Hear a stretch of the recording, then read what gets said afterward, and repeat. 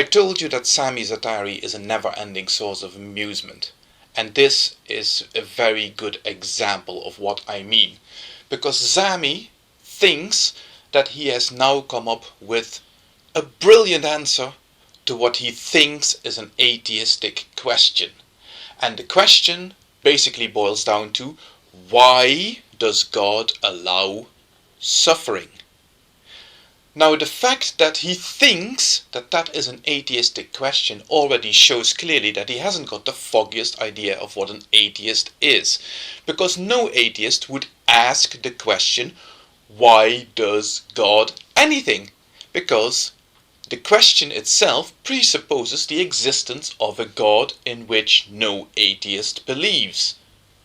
Now, of course, atheists might sometimes confront a theist and ask questions that sound exactly like that, but what the theist needs to understand, and this goes to Sami as well as jeebus, is how the question actually means is how does the theist square the circle in their own mind of believing on the one hand in this, when on the other hand that is happening in the real world. Hey, having said that, Sami does somehow seem to address that question, alright, and he thinks he has the easiest answer of all.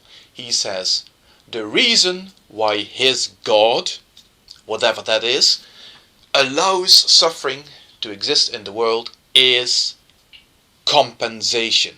Because anybody who is subjected to suffering will be rewarded with eternal life in paradise. Imagine that. Imagine the few atheists that were subjected to the terror on 9/11, that was perpetrated by people who at least claimed to be acting in the name of the very religion of which Sami Zaatari is a proponent, and as a reward for their suffering they are tossed into an Islamic paradise. Talk about eternal suffering.